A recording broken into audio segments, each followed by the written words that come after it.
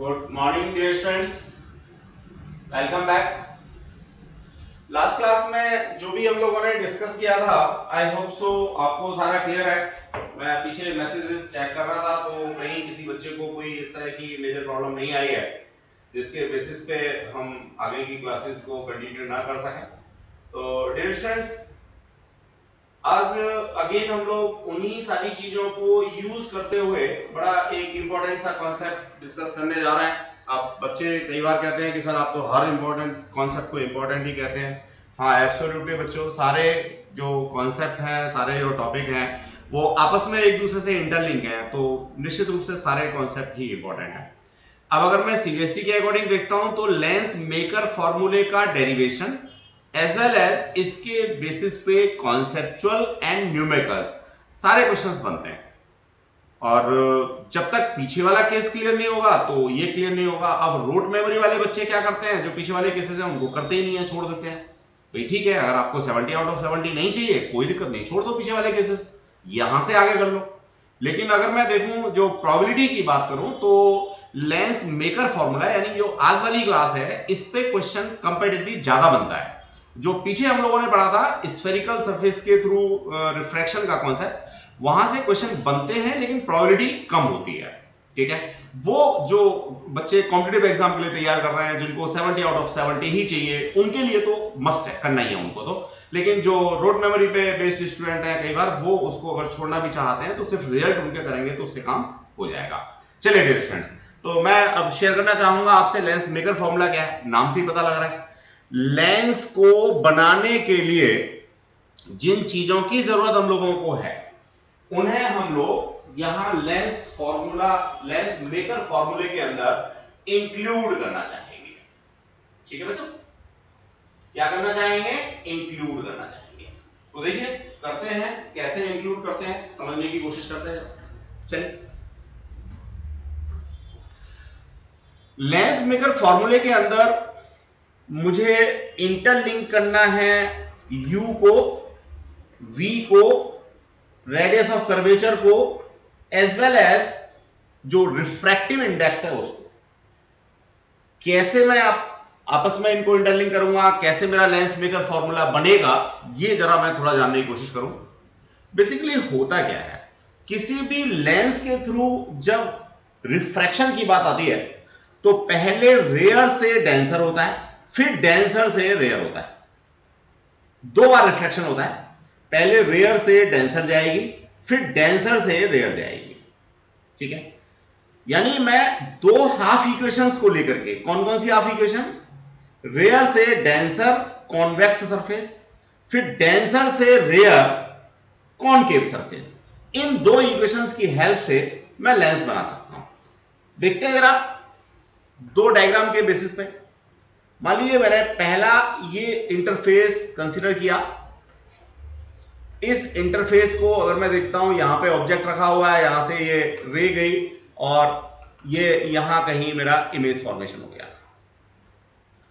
यहां refractive index μ1 है, यहां रिफ्रैक्टिव इंडेक्स μ2 है। नो डाउट μ2 बड़ा है और μ1 छोटा है।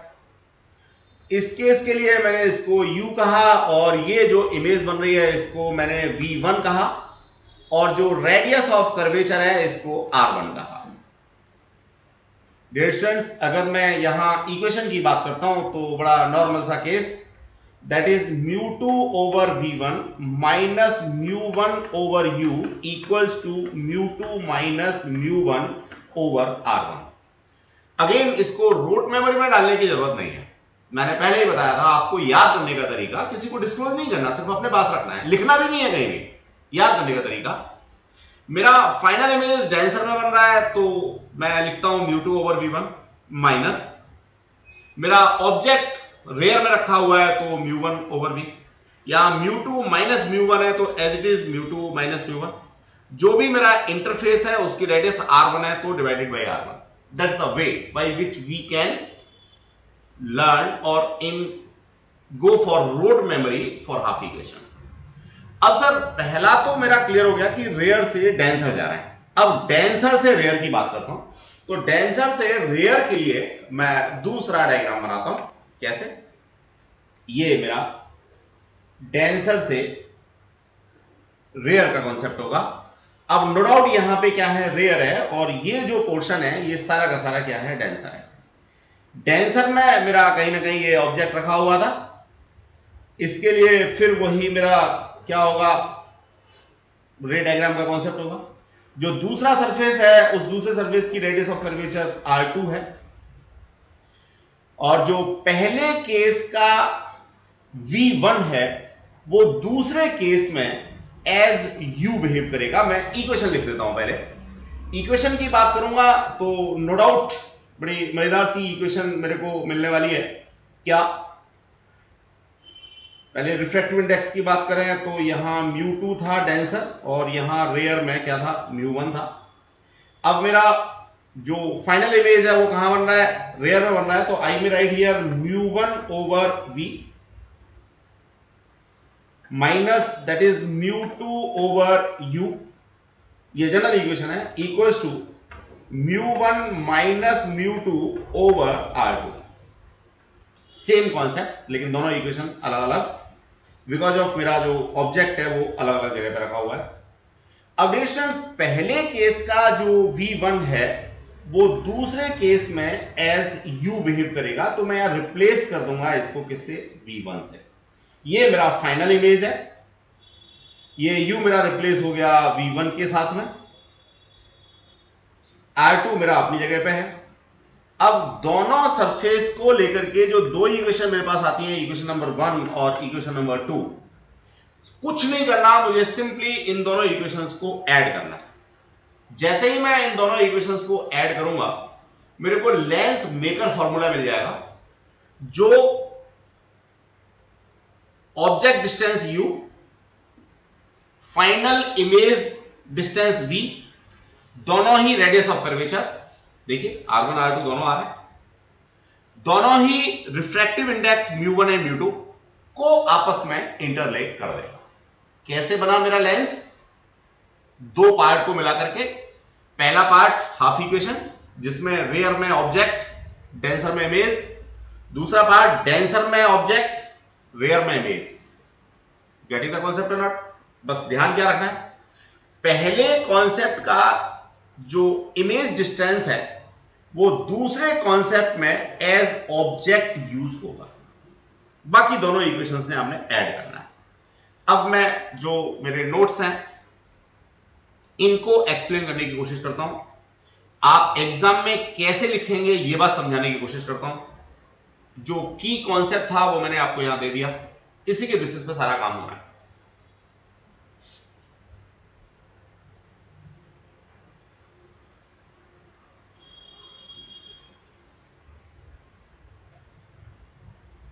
चलिए डियर स्टूडेंट्स, पहले ये डायग्राम मैं आपके साथ शेयर करना चाहूंगा, इस डायग्राम को समझाने की कोशिश करूंगा, इसी के बेसिस पे सारा कुछ हो रहा है।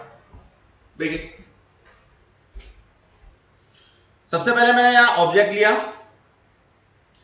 ऑब्जेक्ट की तरफ जो पहला सरफेस मेरे को मिलेगा इसे मैं सरफेस नंबर 1 कहूंगा, और इस सरफेस नंबर 1 की जो रेडियस ऑफ कर्वेचर है वो ये है, दैट इज C1, और C1 को रेडियस ऑफ कर्वेचर R1 मैंने यहां पे मेंशन कर रखा है।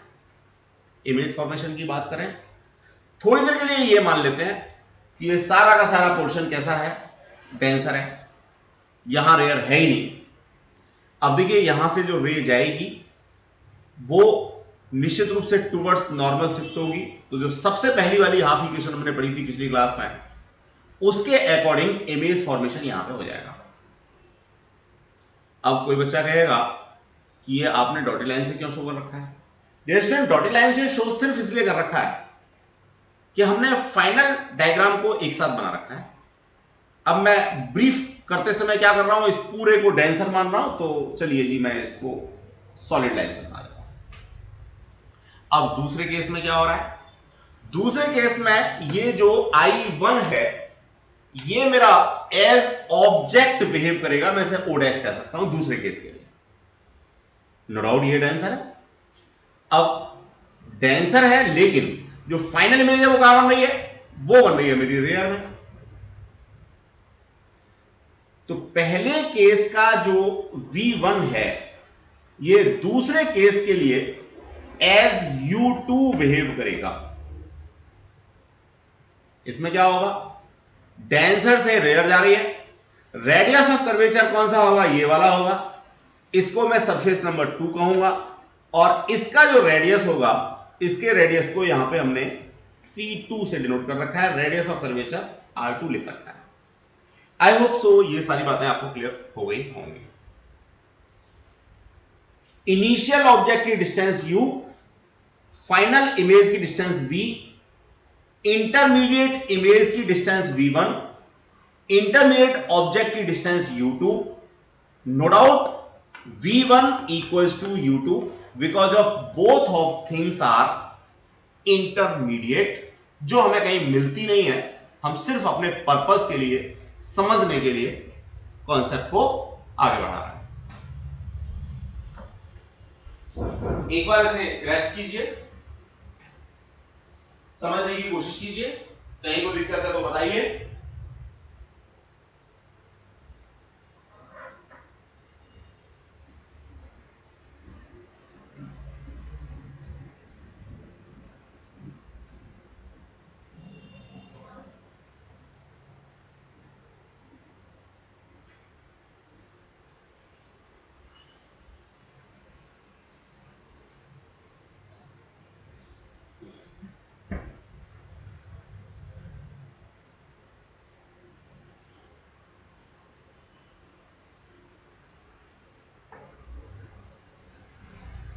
स्टूडेंट्स, जितनी बातें मैंने आपको भी यहां डिस्कस की हैं, वो सारी बातें यहां मैंने लिख रखी हैं।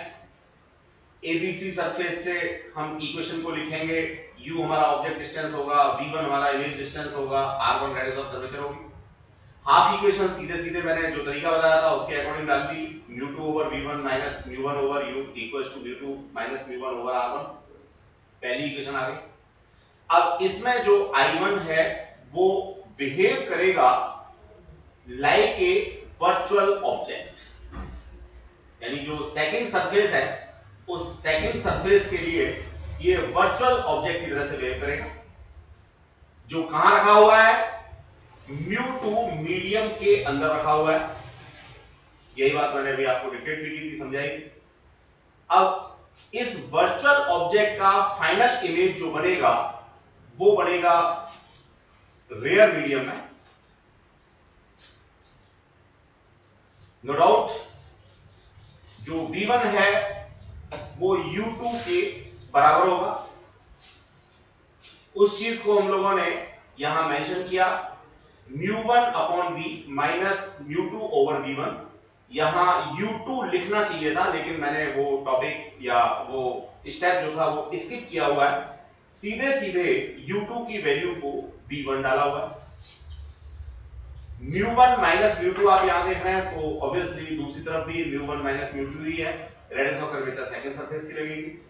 आपने इक्वेशन नंबर 1 और 2 को ऐड करना है, ऐड करने के साथ ही आपको ये कॉन्सेप्ट मिल जाता है, μ1 upon v that is final image distance minus μ2 over u that is initial object distance equals to μ2 minus μ1, bracket के अंदर 1 upon r1 minus 1 upon r2।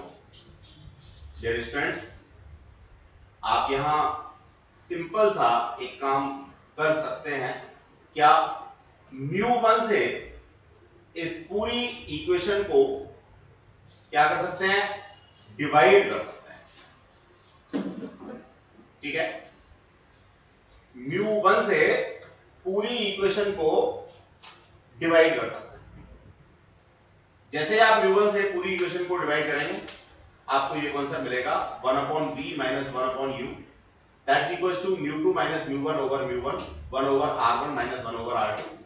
ये जो इक्वेशन नंबर 3 है, ये आपका लेंस मेकर फॉर्मूला के नाम से जानी जाती है। ये किसी पर्टिकुलर लेंस के लिए नहीं है, ना ये कॉन्वेक्स के लिए है, ना ये कॉनकेव के लिए है। कोई भी लेंस हो, कैसा भी लेंस हो, हर लेंस के लिए ये कॉमन इक्वेशन है। अब जब भी हम इसके स्पेशल केसेस की बात करेंगे, डिफरेंट लेंसेज के बारे में पढ़ेंगे, तो हम लोगों को μ1 μ2 as well as r1 r2 की वैल्यूज को along with साइन कन्वेंशन इस इक्वेशन के अंदर प्लेस करना होगा और हम desired lens just like convex lens, just like concave lens, इन सब के लिए इसको यूज कर पाएंगे, निकाल पाएंगे। तो डियर स्टूडेंट्स, एक छोटी सी चीज और जो बचपन से पढ़ते आए हैं, 1/v minus 1/u equals to 1/f होता है, जिससे आप लोग लेंस फॉर्मूले के नाम से जानते हैं। देखिए जो हम यहां डेरिवेशन कर रहे हैं वो लेंस मेकर फॉर्मूला है, लेकिन 1/f equals to 1/v minus 1/u ये लेंस फॉर्मूला है। तो हमने सिंपल सा 1/v माइनस 1/u को 1/f के टर्म्स में लिख दिया। इवन दैट कोई स्टूडेंट यहां इसे इन टर्म्स ऑफ पावर भी लिख सकता है। कैसे लिख सकता है? जो 1/f है इसी को तो पावर ऑफ द लेंस आप लोग कहते हैं, या f को आप लोग क्या कह सकते हैं? r/2 कह सकते हैं। That is combined radius of curvature या नॉर्मल रेडियस ऑफ कर्वेचर, जो पर्टिकुलर केस में आप लोगों को मिलने वाली है। तो डियर स्टूडेंट्स, ये दो इक्वेशन हमारे पास आ गई जिन्हें हम लेंस मेकर फॉर्मूले के नाम से जानते हैं। दोनों ही इक्वेशन जनरल इक्वेशन है, किसी पर्टिकुलर लेंस जैसे कॉन्वेक्स है, कॉनकेव है के लिए नहीं है। यहां स्पेशल केस ले रखा है कि मान लीजिए बाहर वैक्यूम है तो μ1 1 होगा, तो ये इक्वेशन थोड़ी सी हमारी शॉर्ट हो जाएगी। ठीक है, तो डजंट मैटर। अब मैं आगे थोड़ा सा बढ़ना चाहूंगा। जो ये जनरल लेंस मेकर्स फॉर्मूला या इक्वेशन आई है, इसके बेसिस पे एक दो न्यूमेरिकल करना चाहूंगा। इसके बाद फिर कुछ थोड़ी आसान वाली चीजें पढ़ना चाहेंगे। डियर स्टूडेंट्स, ये लेंस फॉर्मूले के बारे में यहां डिस्कशन दिया हुआ है छोटा सा, जो आप मैं समझता हूं 9 10 से करते आ रहे हो, 1/f minus 1/u equals to 1/f वाला। जहां तक रे डायग्राम का प्रश्न है, तो अगेन मेरे यहां एक्सप्लेन करने से कुछ नहीं होने वाला। ये कॉनकेव लेंस के लिए रे डायग्राम का कॉन्सेप्ट है। मैं पहले यही कहूंगा कि आप इस रे डायग्राम को अपने आप से बनाने की कोशिश करेंगे। तरीके वही हैं जो सारे मैं पीछे बता चुका हूं। रिफ्रैक्शन के बाद कोई भी लाइट रे जब डेंसर मीडियम में जाती है तो टुवर्ड्स नॉर्मल शिफ्ट होती है।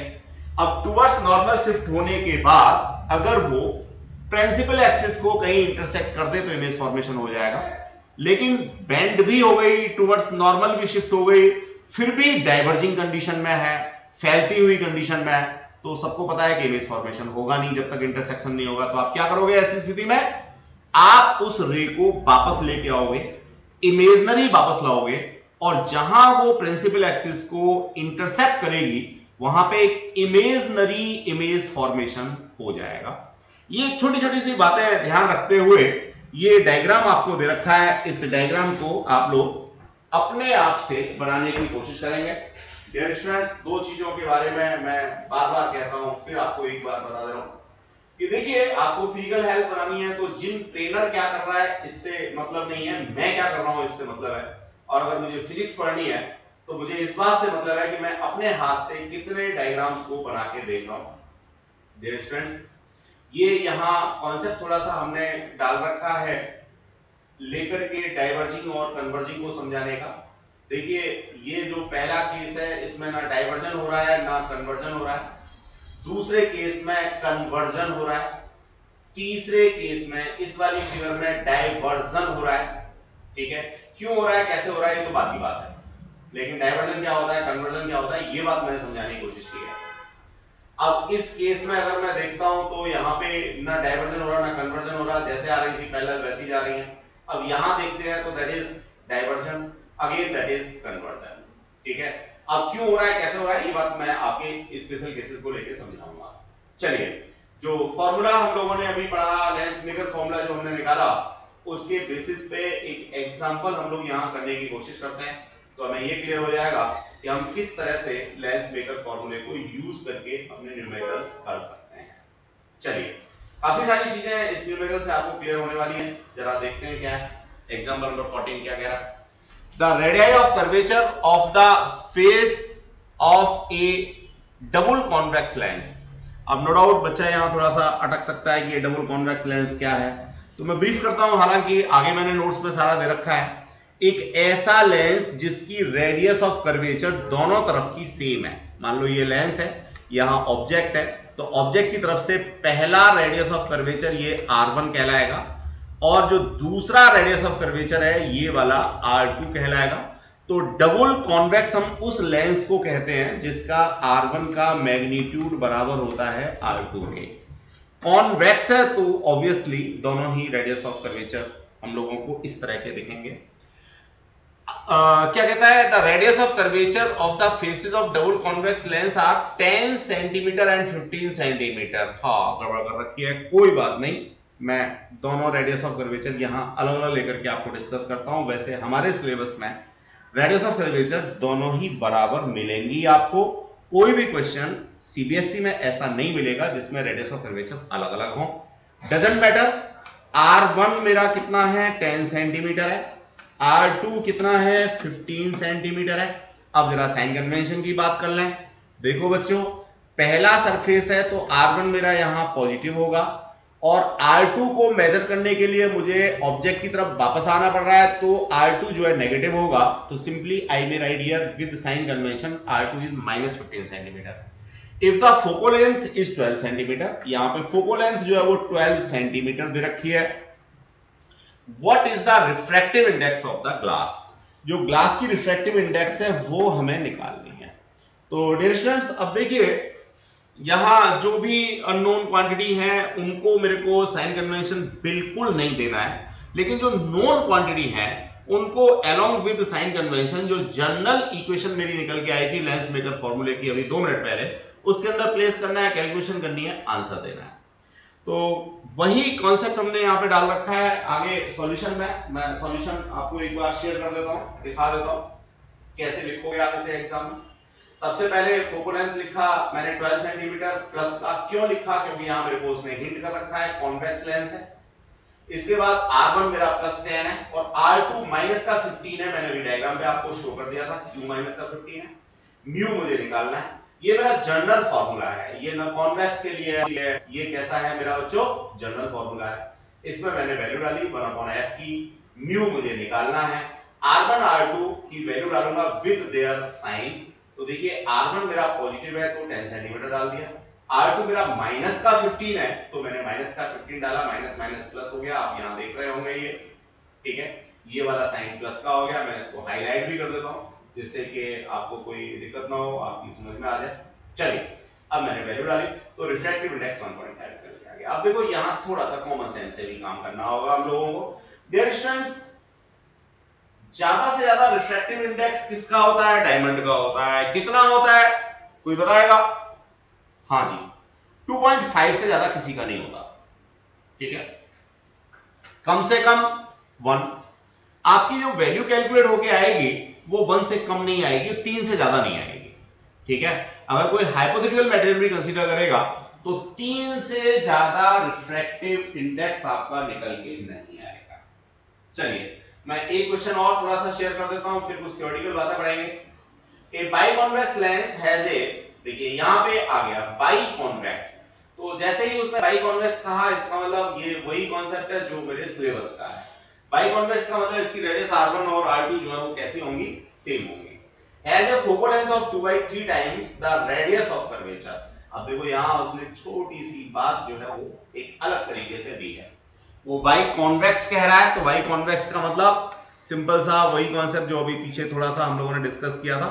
यहां से रे गई, जहां मेरा ऑब्जेक्ट रखा है उसके बाद पास वाला जो सरफेस है वो रेडियस ऑफ कर्वेचर R1 होगा, और जो दूसरा सरफेस है ये रेडियस ऑफ R2 होगा। R1 का मैग्नीट्यूड यहां पे R2 के बराबर होगा because of he is saying biconvex, ठीक है। अच्छा, यहां भी चलो, ठीक है, आगे बढ़ते हैं। फोकल लेंथ और रेडियस ऑफ कर्वेचर के बीच में रिलेशन दे रखा है, तो देखिए क्या कहता है वो, has a focal length 2/3 times of radius of curvature. मान लीजिए 2/3 आपने यहां लिखा R, और किसके बराबर हो गया, F के बराबर। Radius of curvature of either surface, यहां भी क्लियर कर रहा है आइदर सरफेस है, इसका मतलब R1 और R2 मेरे कैसे हैं, बराबर है। Calculate the refractive index of the lens material, मेरे को म्यू क्या करना है, पता करना है। तो अगेन मैं समझता हूं कोई मुश्किल काम नहीं है बच्चों। F और R के बीच में रिलेशन यहां सबसे पहले लिखा, R1 को R के बराबर मान लिया, R2 को माइनस R के बराबर। सिंपल सी है, मैंने यहाँ पे साइन लगाया हुआ है, मैग्नीट्यूड बराबर है। साइन कन्वेंशन में मेरे को R1 को प्लस ही कहना है और R2 मेरा माइनस ही रहेगा। अब ये सारी वैल्यूज मैं लेता हूं और मैं जो जनरल मेरा लेंस मेकर फॉर्मूला है, दैट इज जनरल फॉर्मूला, इसमें माइनस यहां पे बीच में है, इसका मतलब दैट इज जनरल फॉर्मूला। अब इसमें साइन कन्वेंशन के अकॉर्डिंग मैं वैल्यूज डालूंगा तो मैं यहां से कैलकुलेट कर सकता हूं कि रिफ्रैक्टिव इंडेक्स मेरा 1.75 आ गया। मैंने अभी थोड़ी देर पहले भी डिस्कस किया था कि रिफ्रैक्टिव इंडेक्स की वैल्यू किसी भी हाल में 1 से कम नहीं होगी और 3 से ज्यादा नहीं होगी।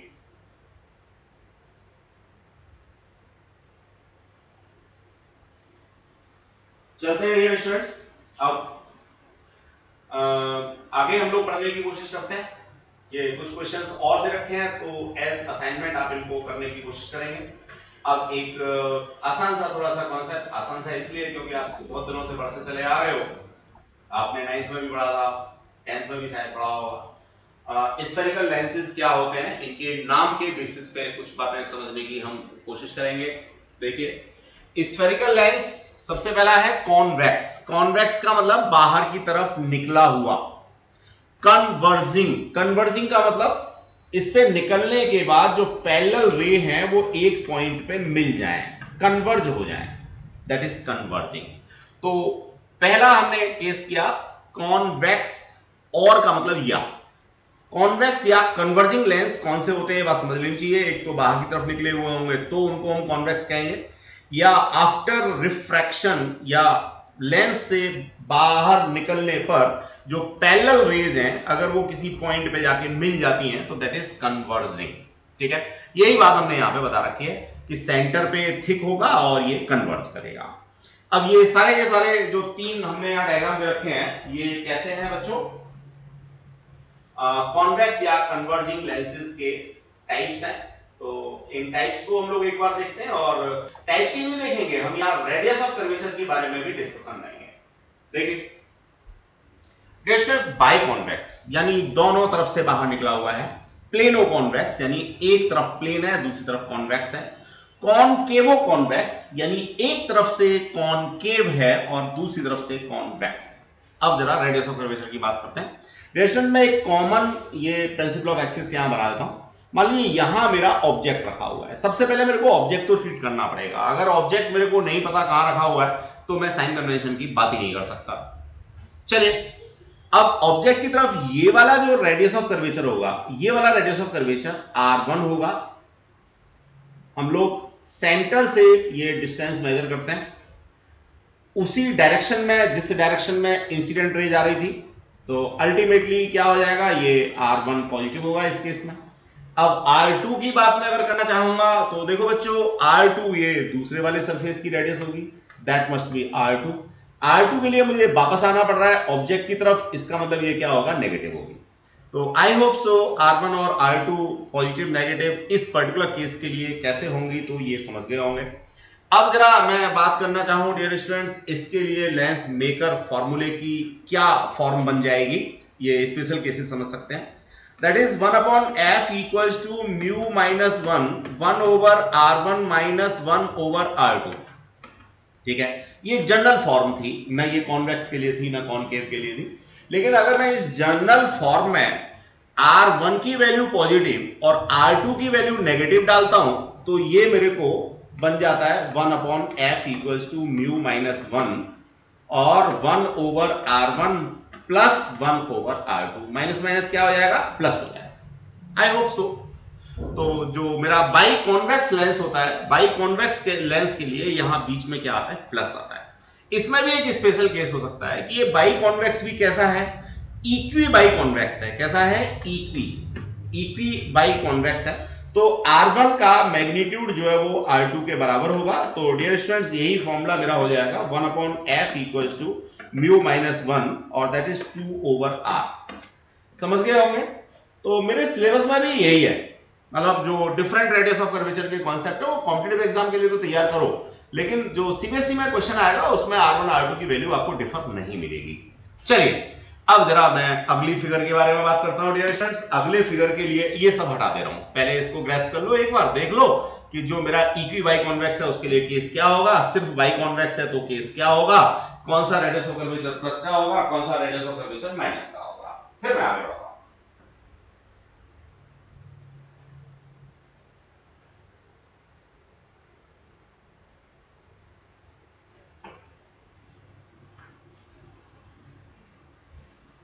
चलते हैं बच्चे, अब जरा मैं दूसरे शेप की बात करता हूं जिसको नाम दे रखा है प्लेनो कॉन्वेक्स। देखिए अगेन वही मैंने यहां पे क्या ले लिया, ये प्रिंसिपल एक्सिस ले लिया, यहां पे अपना ऑब्जेक्ट ट्रीट कर लिया। अब ऑब्जेक्ट की तरफ से बढ़ूंगा तो ये सरफेस मेरा फर्स्ट सरफेस होगा और ये वाला सरफेस सेकंड सरफेस होगा। इसके लिए रेडियस ऑफ कर्वेचर की बात करूंगा तो ये R1 का कॉन्सेप्ट आएगा, और चूंकि मैं इंसिडेंट रे की डायरेक्शन में ही आगे बढ़ रहा हूं इसलिए R1 कैसा होगा, प्लस होगा। अब जरा मैं R2 की बात करूंगा। R2 क्या है, प्लेन है। प्लेन है इसका मतलब R2 की वैल्यू होगी बच्चों इंफिनिटी। अगर कोई प्लेन सरफेस है तो उसका रेडियस ऑफ कर्वेचर क्या होता है, इंफिनिटी होता है, जीरो नहीं इंफिनिटी होता है। अगर कोई प्लेन सरफेस है तो उसका रेडियस ऑफ कर्वेचर इंफिनिटी होता है, कर्वेचर जीरो होता है। किसी भी प्लेन सरफेस का कर्वेचर जीरो होता है। आपको याद हो तो 11th में ये हमने जो सोप बबल वाला केस था उसमें आपको समझाया था।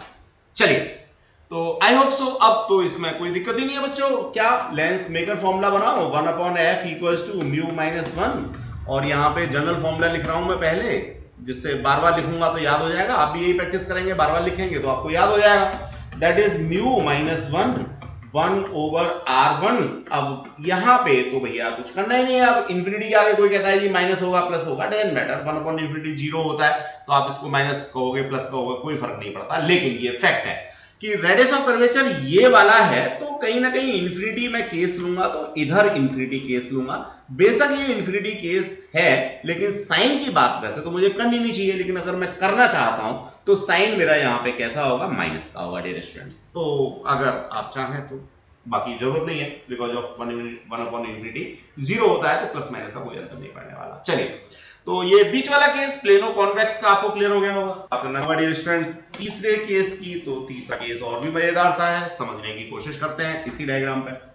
चलिए यहां आगे मेरा ऑब्जेक्ट रखा हुआ है, इस जगह पे ऑब्जेक्ट रखा हुआ है तो ऑब्जेक्ट की तरफ से ये पहले वाला सरफेस नंबर 1, दूसरे वाला सरफेस नंबर 2, इसकी जो कर्वेचर है वो ये है, सेंटर ऑफ कर्वेचर यहां कहीं आएगा तो R1 मेरा पॉजिटिव होगा बिकॉज ऑफ मैं आगे बढ़ के इसको मेजर कर रहा हूं। अब जरा R2 की बात करता हूं तो देखिए जो R2 है उसको भी मैं यहां देखता हूं तो ये वाला सरफेस मेरा R2 है ना, ये वाला। तो अब इसका जो रेडियस है वो भी भैया मेरा यहीं पे कहीं आएगा, ये सेंटर ऑफ कर्वेचर आएगा, ब्लू वाले से डिनोट कर दिया। और इसका जो रेडियस ऑफ कर्वेचर होगा, सपोज मैंने R2 कहा तो R2 भी मेरा क्या होगा यहां पे बच्चों, पॉजिटिव होगा। R1 भी पॉजिटिव है और R2 भी पॉजिटिव है, तो लेंस मेकर फॉर्मूला मैं सीधे सीधे लिखता हूं, that is 1/f equals to mu minus 1। यहां पे 1/r1 पॉजिटिव है तो पॉजिटिव ही रहेगा, माइनस का साइन अपनी जगह पे, 1/r2, R2 भी मेरा पॉजिटिव है तो पॉजिटिव ही रहेगा। तो ये जो मेरा जनरल फॉर्मूला निकल के आया था, यही तो जनरल फॉर्मूला निकल के आया था, ये निश्चित रूप से कॉनकेवो कॉन्वेक्स के लिए एज इट इज यूज हो जाता है। आई थिंक सो आपको क्लियर हो गया होगा। तो ये सारे स्पेशल केसेस हो गए किसके लिए, लेंस मेकर फॉर्मूले के लिए, ये बाइकॉन्वेक्स के लिए, प्लेनो कॉन्वेक्स के लिए, कॉनकेवो कॉन्वेक्स के लिए। अब यहां से एक केस और समझ लो बच्चों, क्या समझ लो, मान लीजिए आपके पास में ये कोई एक प्लेन शीट है और इस प्लेन शीट को गर्म किया, कांच किया और गर्म किया हल्का सा, और गर्म करके हमने ऐसे करके इसको बना दिया। देखो बच्चों शीट वही है लेकिन ऐसे करके बना दिया। अब इसमें जरा देखो तो देखो पहली वाली जो रेडियस ऑफ कर्वेचर, मान लो यहां पे ऑब्जेक्ट रखा हुआ है तो पहली वाली ऑफ रेडियस ऑफ कर्वेचर, दूसरी वाली रेडियस ऑफ कर्वेचर एग्जैक्टली कैसी है बताओ जरा, बराबर है। कैसे है बच्चों, बराबर है, कोई इंफिनिटी नहीं कहेगा। इस केस में तो दोनों इंफिनिटी है, बिल्कुल ठीक है। जब इंफिनिटी है तभी तो प्लेन शीट जो है 1/इंफिनिटी 0 0, 1/f 0, f इंफिनिटी बोले तो प्लेन। इसी में आगे लिख लेते हो मान लो पावर, तो भैया प्लेन शीट के लिए ये वाला पूरा टर्म 0 हो गया तो पावर 0 हो गई कि नहीं हो गई, बिल्कुल ठीक। कहां यूज करते हो, धूप वाले चश्मे, धूप वाले चश्मे में आप प्लेन शीट ही यूज करते हो, चाहे उस प्लेन शीट को ऐसे कर्वेचर कर दो या बिल्कुल स्ट्रेट रख लो। कर्वेचर करोगे तब भी R1 और R2 दोनों पॉजिटिव होंगे, दोनों के मैग्नीट्यूड आपस में बराबर होंगे, ये पूरा ब्रैकेट जीरो आएगा, ये पूरा ब्रैकेट जीरो आएगा, तो पावर भी इसकी क्या आएगी, जीरो आएगी। तो जो धूप वाले चश्मे होते हैं उसमें ये वाला केस आपका लगता है, प्लेन शीट होती है उसको आप घुमा देते हो, तो दोनों ही जो कर्वेचर है वो बराबर रहती है, दोनों पॉजिटिव रहती है, और ये पूरा ब्रैकेट जीरो हो जाता है, तो पावर जीरो हो जाती है। तो I hope so dear students ये केस क्लियर हो गया होगा। अब मैं आगे बढ़ना चाहता हूं, कॉनकेव या डाइवर्जिंग लेंस के बारे में बात करता हूं। जो कॉन्वेक्स में पढ़ा था बिल्कुल उसका उल्टा केस आपको यहां मिलने वाला है। कॉनकेव, केव का मतलब क्या होता है, गुफा। कोई भी लेंस जो गुफा जैसा हमें दिखता है, अंदर की तरफ घुसा हुआ दिखता है या बीच में पतला होता है, उसे हम कॉनकेव लेंस कहेंगे। डाइवर्जिंग का मतलब क्या हो गया, डाइवर्जिंग का मतलब सीधी सी बात है कि जो पैरेलल बीम आ रही थी वो आफ्टर गेटिंग रिफ्रैक्शन फैल जाती हैं जी, डाइवर्ज हो जाती हैं जी, दैट इज डाइवर्जिंग। तो आई होप सो कॉनकेव क्या होता है, डाइवर्जिंग क्या होता है, ये बात आपको यहाँ पे क्लियर हो गई होगी। अब इसमें यही बात हमने यहाँ लिख भी रखी है कि भैया डाइवर्ज हो जाती हैं और सेंटर पे क्या होता है, पतला होता है, थिनर होता है, ये लिख रखा है थिनर होता है। अब इसकी शेप के बारे में बात करेंगे तो इसको भी दो तीन नाम अलग अलग देते हैं बच्चों।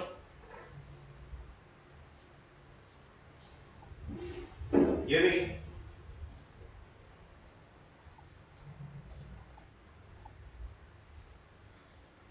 मैं अगेन यहाँ रेडियस ऑफ कर्वेचर के बारे में बात करूंगा। ये मैंने कॉमन एक्सिस बना दिया, ये बाई कॉनकेव है, बाई का मतलब दोनों तरफ एक जैसा है, केव का मतलब गुफा जैसा है, अंदर की तरफ है दोनों तरफ से। यहां पे मान लीजिए मैंने ऑब्जेक्ट दिया, तो बच्चों ये वाला जो सरफेस है वो सरफेस नंबर 1 होगा, ये वाला सरफेस नंबर 2 होगा, बिकॉज ऑफ ऑब्जेक्ट यहां रखा हुआ है। अब इसकी रेडियस ऑफ कर्वेचर ये होगी, दैट इज R1, इसकी रेडियस ऑफ कर्वेचर ये होगी, that is R2। Dear students, R1 measure करने के लिए वापस आना पड़ रहा है तो ये माइनस की होगी, R2 को मेजर करने के लिए आगे जाना पड़ रहा है तो ये प्लस की होगी। अब जरा मैं जनरल फॉर्मूला देखता हूं, 1/f equals to mu minus 1 और 1/R1 माइनस 1/R2, ये तो था मेरा जनरल लेंस मेकर फॉर्मूला। अब इसमें वैल्यू डाल देता हूं, तो बच्चों 1/f equals to mu minus 1, यहां तक तो कुछ करना ही नहीं है। अब क्या है, 1/R1, R1 कैसा है मेरा, नेगेटिव है, that is 1/R1 negative sign के साथ, माइनस का साइन अपनी जगह पे, R2 कैसा है, पॉजिटिव है, पॉजिटिव है तो दैट इज R2। देखो जरा, अब ये पूरा का पूरा ब्रैकेट आपका माइनस में आया, ये भी माइनस है, ये भी माइनस है, तो पूरा ब्रैकेट माइनस में आया, पूरा ब्रैकेट माइनस में आया तो फोकल लेंथ माइनस में होगी। बस यहीं से हम लोग कह सकते हैं कि कोई भी कॉनकेव लेंस जो होता है उसमें भी बाई कॉनकेव का केस लिया हमने, that will have a negative focal length. इसी को आप लोग पावर कहते हो, तो ऑब्वियसली जब फोकल लेंथ हमारी नेगेटिव है तो पावर भी नेगेटिव होगी। इसका मतलब जो कॉनकेव लेंस हैं उनकी पावर कैसी होती है, नेगेटिव होती है। अब कई सारे बच्चे आप लोगों में होंगे जो चश्मा लगाते हैं, देखना किस किस का जो चश्मा है वो बीच में पतला है और साइडों में मोटा है, तो उसकी पावर कैसी है, नेगेटिव है। चलिए अब जरा मैं दूसरा केस लेता हूं, अच्छा इसी में चलो ठीक है, इक्वी की भी बात कर लेते हैं। यहां पे मान लीजिए मैं इक्वी बाई कॉनकेव लिख देता हूं, तो इक्वी बाई कॉनकेव में क्या हो जाएगा भैया, R1 का मैग्नीट्यूड बराबर हो जाएगा R2 के मैग्नीट्यूड के, अल्टीमेटली हो जाएगा 1/f equals to mu minus 1, और यहां क्या हो जाएगा बच्चों, 2/r विद नेगेटिव साइन। तो ये इक्वी बाई कॉनकेव अगर होता है तो उसके लिए जो लेंस मेकर फॉर्मूला है वो मेरा बन जाएगा, ठीक है। तो बच्चों ये कॉन्सेप्ट था मेरा किसको लेकर के, डिफरेंट लेंसेज को लेकर के। अभी एक और बता देते हैं इसमें जी, चलिए नेक्स्ट की बात करते हैं बच्चों। नेक्स्ट की बात अगर मैं करता हूं तो अगेन वही केस, क्या जी, ये प्रिंसिपल ऑफ एक्सिस, यहां पे ऑब्जेक्ट, ये वाला सरफेस नंबर 1, ये वाला सरफेस नंबर 2, इसकी radius of curvature infinity, plano concave है ना, और इसकी रेडियस ऑफ कर्वेचर ये होगी, सपोज मैंने इसको R2 कह दिया, ऑब्वियसली मैं यहां से आगे बढ़ के इसको मेजर करूंगा तो दैट विल बी प्लस का R2। अब इंफिनिटी की बात कर रहे हैं हम लोग, पहला सरफेस है, वैसे तो साइन की जरूरत नहीं है, अगर साइन की जरूरत भी पड़े तो दैट विल बी नेगेटिव। चलिए वैल्यू डाल देते हैं, 1/f equals to mu minus 1, और यहां पे डालोगे 1/इंफिनिटी माइनस और 1 का R2। तो ये आपको लेंस मेकर फॉर्मूला मिल जाएगा प्लेनो कॉनकेव लेंस के लिए। किसके लिए बच्चों? Plano concave lens. एक केस और बचा। पीछे से कोई बच्चा आवाज दे रहा है, नहीं सर इसे भी करा दो। ठीक है भैया करा देते हैं, हमारा क्या जाता है। देखो इस केस की अगर मैं बात करता हूं तो ये देखो जरा, यहां पे मैंने ऑब्जेक्ट रखा, पहला सरफेस R1 या फर्स्ट सरफेस, दूसरा सरफेस, पहले के लिए ये वाला R1 कैसा? पॉजिटिव, बिकॉज ऑफ मैं आगे जाके मेजर कर रहा हूं। अब जरा दूसरे की बात करता हूं मैं, तो दूसरे सरफेस के लिए भी R2 मेरे पास यहां पे है, ये भी कैसा होगा भैया? ये भी पॉजिटिव होगा। तो दोनों पॉजिटिव यहां पे मेरे को मिलेंगे। जब दोनों पॉजिटिव मिलेंगे तो इक्वेशन हो जाएगी 1/f equals to mu minus 1 over R1 minus 1 over R2। ये तो जनरल इक्वेशन थी। अब इसमें वैल्यू डाल दो with sign convention, mu minus 1 over R1 कैसा है भैया? पॉजिटिव है, तो आपने पॉजिटिव का साइन लिखना है, माइनस 1 अपॉन R2 कैसा है भैया? पॉजिटिव। इसका मतलब यहां भी पॉजिटिव। कहने का मतलब सेम कॉन्सेप्ट इज देयर, यानी जो वैक्सो कॉनकेव है उसमें भी आपका जो जनरल इक्वेशन निकल के आई थी लेंस मेकर फॉर्मूले की, वो एज इट इज लग जाएगी। गेटिंग द कॉन्सेप्ट और नॉट? ठीक है बच्चों। अब यहां भी एक स्पेशल केस बन जाता है। क्या बन जाता है कि भैया R1 का मैग्नीट्यूड R2 के मैग्नीट्यूड के बराबर है, तो अगेन दिस ब्रैकेट भी जीरो, दिस ब्रैकेट भी जीरो, यानी पावर भी जीरो। अब कोई बच्चा कह रहा होगा ये पावर, अरे भैया जो 10th में पढ़ के आए हो जरूरी थोड़ी उसको बार बार मैं बताऊंगा। 1 upon focal length equals to power होती है, और पावर को डायोप्टर में आप लोग मेजर करते हो। ठीक है, तो अगर मेरे पास कोई इक्वी कॉनकेवो कॉनकेव है, इक्वी का मतलब दोनों तरफ की रेडियस कैसी है? सेम है मैग्नीट्यूड में, तो वो भी क्या करेगा? एज पावर जीरो बिहेव करेगा। तो जो अभी हमने प्लेन शीट को घुमा दिया था, प्लेन शीट को कर्वेचर दे दी थी, वही वाला केस है जिसको हम लोग यूज करते हैं कहां? धूप वाले चश्मों में जिनकी कोई पावर नहीं होती, ये वाला केस है। तो आई होप सो बच्चों ये चीजें सारी आपको क्लियर हो गई होंगी। मुझे नहीं लगता कि इसमें कोई ऐसी चीज है जो परेशान कर रही होगी। अब कुछ डेफिनेशंस और भी हैं आगे, तो वो डेफिनेशंस हम लोग देख लेते हैं। 5 मिनट की बात और जरा लगाते हैं। सेंटर ऑफ कर्वेचर बहुत पहले से बता दिया कि भैया कर्वेचर का जहां भी सेंटर है उसी को सेंटर ऑफ कर्वेचर कहते हैं। Radius of curvature, centre of curvature और इसके बीच की डिस्टेंस। चलो एक डायग्राम बना देते हैं। कुछ बच्चे थोड़ा अनकंफर्ट सा फील कर रहे हैं, इनके चेहरे जो है ना वो थोड़े लटक से गए हैं। तो काफी देर हो गई क्लास को, वैसे बहुत लंबी तो हुई नहीं है, अभी मुश्किल से 30 35 40 अच्छा 45 मिनट हो गए, कोई बड़ी बात नहीं है। चलो तो ये डायग्राम बना के दिखा देते हैं। देखो बच्चों, मान लीजिए आपके पास में ये कोई भी एक लेंस है, ठीक है। अब यहां अगेन ऑब्जेक्ट मैंने रखा, ये मेरे पास में सरफेस नंबर 1, ये सरफेस नंबर 2, इसका जो रेडियस ऑफ कर्वेचर है ये सेंटर ऑफ कर्वेचर C1, इसका जो रेडियस ऑफ कर्वेचर है ये सेंटर ऑफ कर्वेचर नंबर 2। तो सेंटर ऑफ कर्वेचर क्लियर हो गया, सेंटर ऑफ कर्वेचर क्लियर हो गया, रेडियस क्लियर हो गई दोनों, यही बातें ऊपर हमने समझा रखी है। अब प्रिंसिपल एक्सिस, अरे भैया C1 C2 दोनों को आपस में मिला दो, दैट इज प्रिंसिपल एक्सिस। ठीक है, अब प्रिंसिपल एक्सिस में लेंस के एग्जैक्टली बीचों बीच एक पॉइंट मिलेगा, that is termed as optical centre. क्या? Optical centre. आगे बात बच्चों, तो ऑप्टिकल सेंटर क्या होता है, सेंटर ऑफ कर्वेचर दोनों क्या होते हैं, प्रिंसिपल एक्सिस क्या होता है, ये सारी बातें हमने यहाँ पे आपको दिखा रखी है, जनरल डेफिनेशन। तो एक बार यहाँ से पढ़ भी लेंगे, एग्जाम में वैसे तो कभी पूछता नहीं है इतने आसान वाले क्वेश्चन, लेकिन जब तक आपको पता नहीं होगा तब तक ये दिक्कत रहेंगे। तो डियर स्टूडेंट्स, ये मैंने यहाँ डायग्राम के बेसिस पे भी दिखा रखा आपको, radius of curvature, optical centre, ये कॉनकेव के केस में optical centre, radius of curvature दोनों की प्लस कब होगी माइनस कब होगी, ऊपर से ही पढ़ते चले आ रहे हैं, तो आप इसे एक बार देख लेंगे। ऑप्टिकल सेंटर मैंने यहाँ दिखा रखा है आपको, ये ऑप्टिकल सेंटर है। ऑप्टिकल सेंटर से निकलने वाली कोई भी लाइट रे होगी वो अनडेविएटेड निकल जाएगी, उसमें कोई डेविएशन नहीं होगा। ये एक खास बात आप लोगों को समझनी है। इसके बेसिस पे हम लोग क्या बात करना चाहेंगे, काफी सारी डायग्राम्स की बात करना चाहेंगे, काफी सारे क्वेश्चंस की बात करना चाहेंगे और बहुत ही काम की चीज होगी। डियर स्टूडेंट्स, आज की क्लास को मैं यहीं समाप्त कर रहा हूं। कुछ डेफिनेशंस और भी हैं, जैसे प्रिंसिपल ऑफ फोकस है, फोकल लेंथ है, इन सबको हम लोग नेक्स्ट क्लास में डिस्कस करेंगे। आप थक भी गए होंगे तो नॉट टू वरी, लेकिन आसान चीजें हैं, आप पढ़ के आए हो 10th में। ओके